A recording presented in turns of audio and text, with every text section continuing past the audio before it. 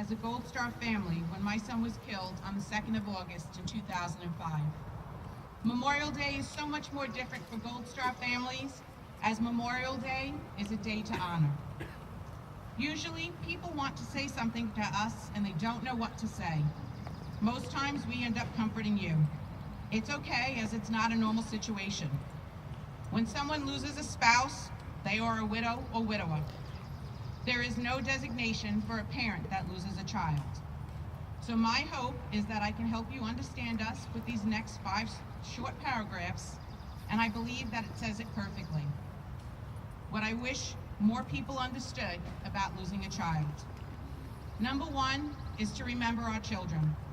The loss of children is a pain that all bereaved parents share, and it is a degree of suffering that is impossible to grasp without experiencing it firsthand.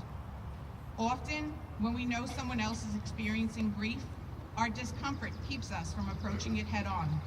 But we want the world to remember our child or children, no matter how young or old our child was. Ask us about our child or our children and let us share their story. Number 2, accept that you can't fix us. An out-of-order death, such as child loss, breaks a person, especially a parent, in a way that is not fixable or solvable, ever. We will learn to pick up the pieces and move forward, but our lives will never be the same. Every grieving parent must find a way to continue to live with the loss, and it's a solitary journey. We appreciate your support and hope you can be patient with us as we find our way. Please, don't tell us it's time to get back to life, that it's been long enough, or that time heals all wounds. We welcome your support and love, and we know sometimes it's hard to watch, but our sense of brokenness isn't going to go away. It's something to observe, recognize, and accept. Number 3, know that there are 2 days a year that we need a timeout. We still count birthdays and fantasize what our child would be like if he or she was still living. Birthdays are especially hard for us.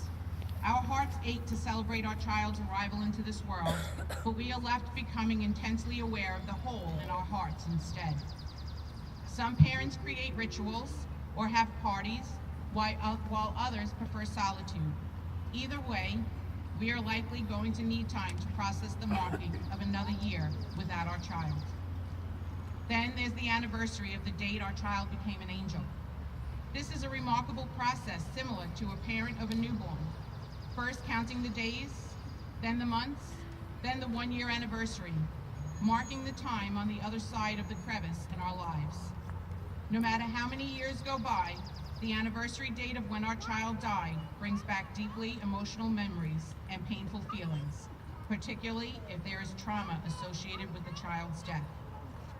The days leading up to that day can feel like impending doom or like it's hard to breathe. We may or may not share with you what's happening. This is where the process of remembrance will help. If you have heard me speak of my child or supported me in remembering him or her, you will be able to put the pieces together and know when those tough days are approaching. 4, realize that we struggle every day with happiness. It's an ongoing battle to balance the pain and guilt of outliving your child with the desire to live in a way that honors them and their time here on earth. As bereaved parents, we are constantly balancing holding grief in one hand and a happy life after the loss in the other. You might observe this when you were with us at a wedding, graduation, or other milestone celebration. Don't walk away from us. Witness it with us and be part of our process. 5, accept the fact that our loss might make you uncomfortable. Our loss is unnatural, out of order. It challenges your sense of safety. You may not know what to say or do, and you're afraid you might make us lose it. We've learned all of this as part of what we're learning about grief. We will never forget our child, and in fact, our loss is always right under the surface of other emotions, even happiness. We would rather lose it because you spoke his or her name and remembered our child than try and shield ourselves from the pain and live in denial. Grief is the pendulum of swing of love. The stronger and deeper the love, the more grief will be created on the other side. Consider it a sacred opportunity to stand shoulder to shoulder with us, who have endured one of life's most frightening events. Rise up with us. By being here today, you have done this. And on behalf of the Gold Star families, we thank you for remembering and honoring.